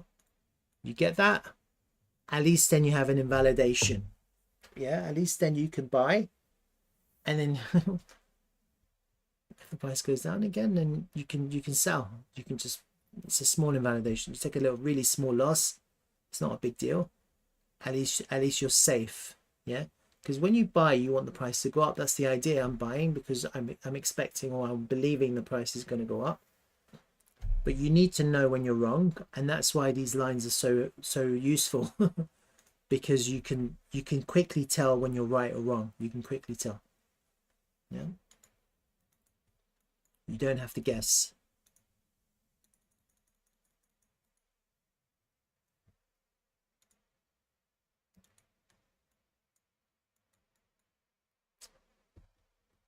All right, that's kind of like, I think I wouldn't, I mean, it depends as well. The other thing you have to bear in mind is if you're long-term accumulating and you have a long-term strategy and you're completely bullish in this project and you don't really care, then just keep on dollar cost averaging it. And that's the idea of the bull market for most people, retail, yeah, not professional traders, or just crypto enthusiasts who aren't professional traders. For most people, dollar costing average, dollar cost averaging into the dips is the easiest and the best strategy. You just have to scale in, don't go crazy. Yeah, take small chunks out of it and build and accumulate a big bag. Yeah, most people should consider that as the best strategy for a bull market. Yeah, and not worry about the price going down too much, because no one is going to ever catch the bottom, and that's why it's always a good idea to just average in. Yeah, you're basically averaging into the dips. Yeah. That being said, if you're looking to trade this a little bit, then you're looking for the price to find support, and at the moment it's underneath. And the problem with the price being underneath is it could go up, find resistance, and go down. Yeah, and so therefore it's not big deal to just wait a little bit for that. Right, but I mean, if you're dollar costing average, just create it. Like, you've got to have a strategy for accumulation. It might be red daily candles, it might be red weekly candles. They're all red, huh? It might be a red monthly candle. You could wait until tomorrow night and buy the red monthly candle. You know, that could be your accumulation strategy for this token. You've had so far since the bull run began, or since this low in October, September, you've had 1, 2, potentially 3 monthly candles. That could be your scaling strategy. And you'd have a buy here, you'd have a buy here, and potentially you'd have a buy here. Yeah, so you're averaging in. The key to that kind of idea is consistency, and making sure that when you do accumulate, you're using very similar amounts, so that you're getting a really steady average. Otherwise, you end up with buying too much at the highs and not enough at the lows. Akram Khan, RNDR. Okay, let's have a look at RNDR quickly.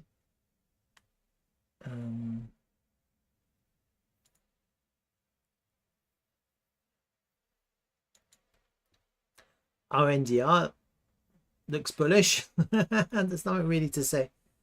It's like, it looks really bullish. Just buy. I don't know. Look at it. It's pretty bullish. I don't know if it's going to come back down to this kind of the bottom of this trend line. Yeah. I had it coming back down, and it might still come back down. I don't know. No one really knows if it's going to come back down to this level. That would be the best place to buy here. But it's bullish. Look, it's really bullish. It's AI, isn't it? That's why it's bullish. I think probably you can see this back test of this 786 trend-based fib is giving good reaction here and here. So naturally, you'd probably be thinking, well, maybe the next time it comes there again at about $6. About $6. That would probably be another good place to enter. Right back at that level. Maybe test it one more time to go up. Yeah. But sure, the best entry would be here on this trend line, on the SR flip of this pivot. That's going to be about $5.2. It's going to probably be your best entry at the moment, and you wouldn't want it to go lower. So even though people might be thinking lower, you don't really want it to go lower. You want it to come down, find support on a previous pivot, SR flip into this trend line. That would be perfect. Yeah, do you know? And then the other thing you can bear in mind is that we completed the wave 3. I had that complete weeks ago when I did this initial analysis. I had it complete at 3. I marked out this channel, and I saw that it was coming into into this channel midpoint. Let me find it. Actually, I'm quite interested to see where it was.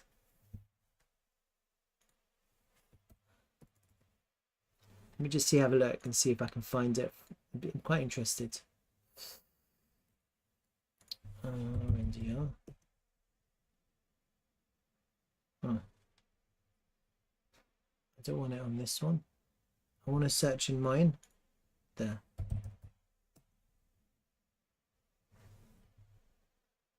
There it is. 3 months ago. Let's have a look. I'm going to mute it because I don't want to hear myself. Let's have a look. Let's just check this out. This is quite interesting. What did I do?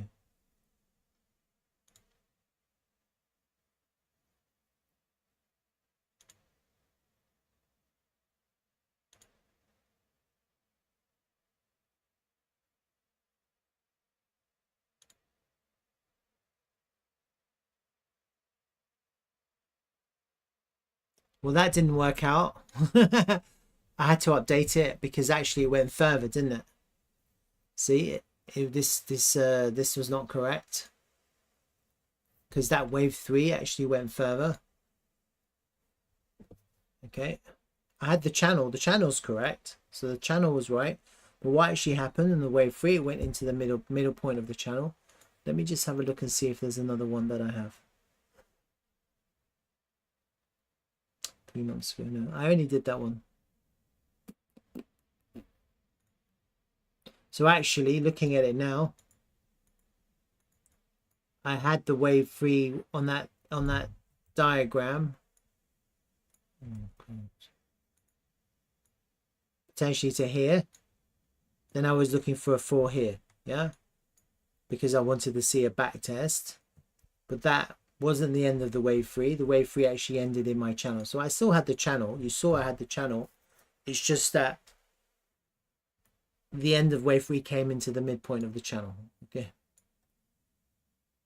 I must have updated it. So if you do have a wave 5 on a wave 4, then probably a good exit would be, again, the midpoint of the channel. It looks like that channel, the midpoint, is reacting quite well. So potentially you could see, if all goes well, could that happen? Like a wave 5 by $30 by September? I don't know. That would be nicer to go up to $30 by September. So if you draw this channel out, then you have a really nice guide because this channel is reacting well. Let me hide these lines for you.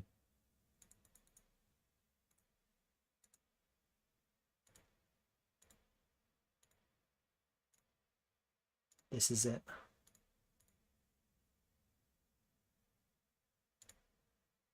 Okay. That's the channel.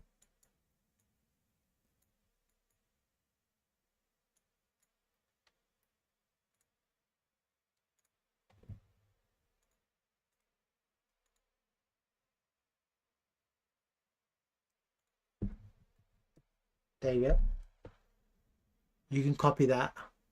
Looks like it's reacting quite well.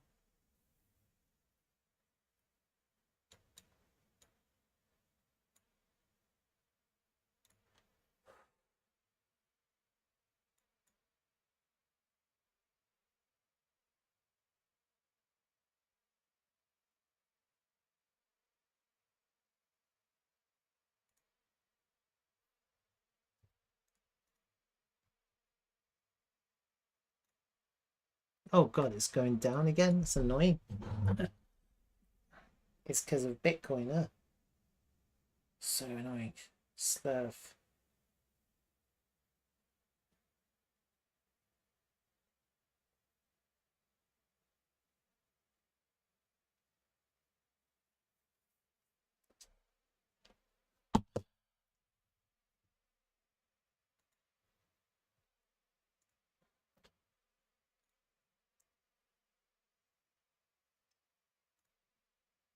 Oh.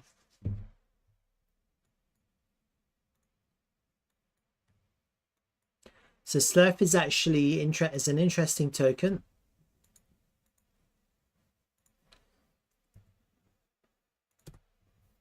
Let me just update this a bit.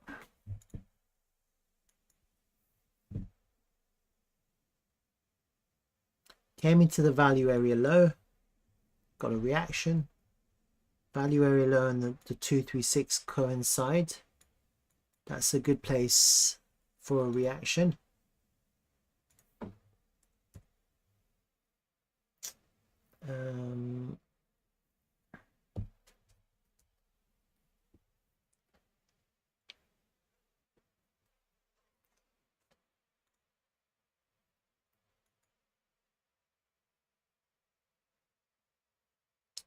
Good volume on the greens. Got this trend line to break.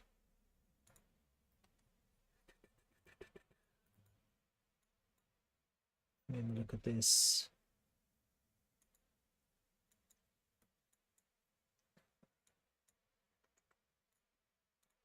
Take this. Nope. Yes.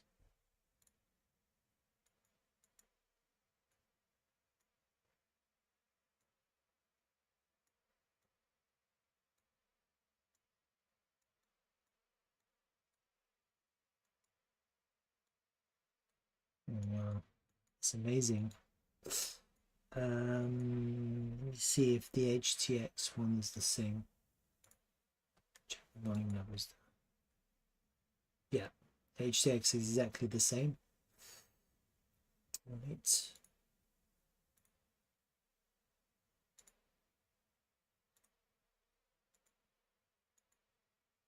One, two, three, 4, 5. That's your 5 waves down. An ABC correction here. ABC.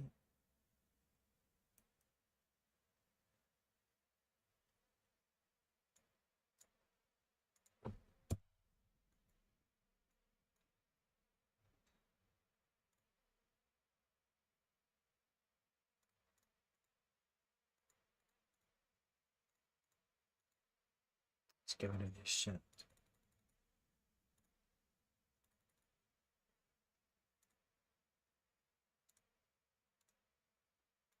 That. These. What's this? What's that pitch for? Oh my god, look at that.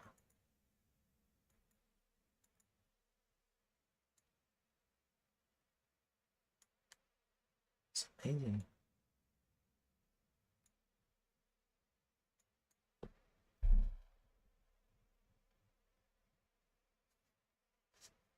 Okay, that's quite interesting.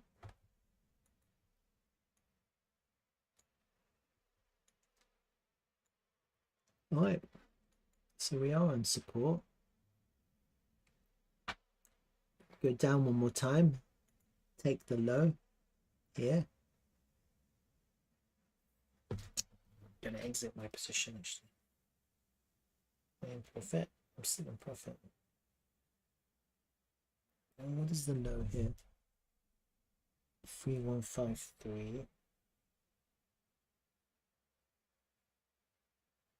Yeah, that's fine. I don't have to change anything.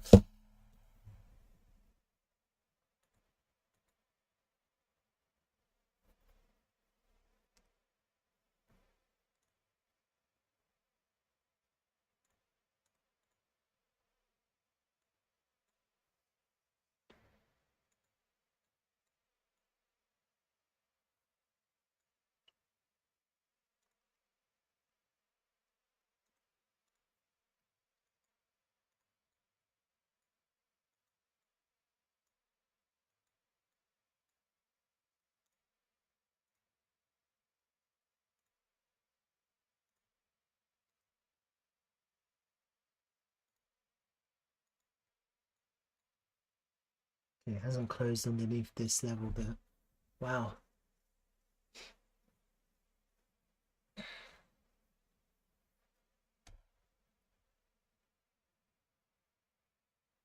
Why is there no momentum, BTC?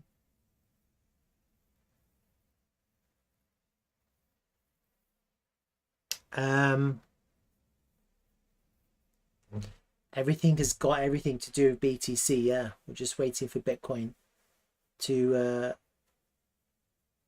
pick up some speed. Bitcoin requires an impulsive move to the upside. Without an impulsive move, everything's gone flat or even fallen down a little bit. You need impulse. So what we're waiting for Bitcoin to have an impulsive move, yeah. And I don't expect it now for 1 or 2 weeks, probably 2 weeks. Until then, everything's going to go really pretty slow. For me, Slurf is a pre-warning of what's happening to Bitcoin. Yeah, I think Slurf, because you know when you're looking at meme coins, it's quite interesting because these meme coins, what do meme coins truly represent? They represent the market sentiment, whether people are feeling bullish or not. Yeah, because there's no value in these meme coins. There's zero value. They're all shit, all of them. And what they do represent is they represent whether people are bullish or not. Okay, and then so when it comes to meme coins, when they're bullish, they buy a lot, but they buy at market because that's how they can make a lot of money, these meme coins. And then when they're not bullish, when they feel bearish, they quickly sell too. Yeah, and so you can almost preempt the market just by looking at how meme coins are moving, because they often move a little bit quicker than Bitcoin. Yeah, just slightly. And so what I've been noticing is with this token, it's a new token, but it's got quite good volume. And volume is really important because it reflects more people. And so naturally, what I've been seeing is that when this token is bullish, it preempts Bitcoin being bullish, like here. I'll compare it and I'll show you. It's quite interesting.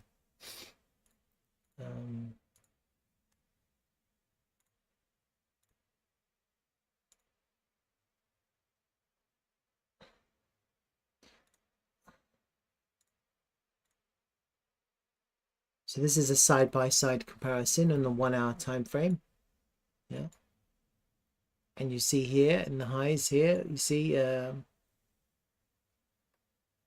as Slurf dropped, this 1 hour candle, you see that big red candle? That's a very bearish red candle. Yeah. Look at Bitcoin. At exactly the same time, Bitcoin had a very small red candle. You see that small red candle on Bitcoin here? You see that big ugly red candle on Slurf. Okay, so Slurf preempted Bitcoin. What happened? Bitcoin dropped straight after Slurf dropped. See that? So Slurf dropped first, Bitcoin dropped too. Yeah, but then the next Bitcoin candle, look at it, bam, and you had two really big Bitcoin drop candles. See? So Slurf is actually, it looks like it's leading a little bit. And you see here, Slurf is actually forming a topping pattern, a head and shoulders pattern. So you can already get a clue about what's happening to Bitcoin before it. You can hardly see it on Bitcoin. Like Bitcoin, you can barely see it. You can actually see it very clearly on Slurf. When things were bullish here, and this, I'll show you, these are liquidation events. These are quite interesting. So Slurf had a liquidation event here. You see that? As Slurf had its liquidation event, look at where Bitcoin is. Bitcoin is here. Bitcoin still hasn't liquidated. This is Bitcoin's liquidation event. Slurf liquidated 1, 2, 3, 4, 5, 6 hours before Bitcoin liquidated. 6 hours. So you had a pre-warning on Slurf 6 hours before Bitcoin. It's amazing, huh? That's amazing. It's good to study these things because you can see, it helps you to see the future before it happens. Okay, so like looking at the price action now, Bitcoin and Slurf. Not really seeing anything interesting. I think they're kind of following the same idea at the moment. Okay, I need to take I think I'm going to end the stream actually because I have to go and I'm kind of tired. So I hope that's been helpful. If it has, then just come back. And I'm happy to I do a live stream every day, every morning, and then sometimes I do one in the evening. And just I analyze it all the time. I'm actually feeling a little bit bullish with Bitcoin. I can see Slurf. I'm going to buy some Slurf right now. Actually, I'm kind of scaling into a nice position on Slurf. I'm feeling a little bit bullish.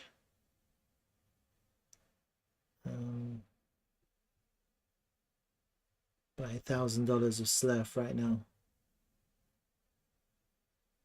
just for fun.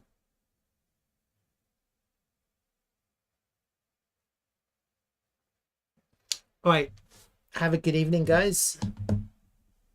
Thank you for joining me, and see you tomorrow.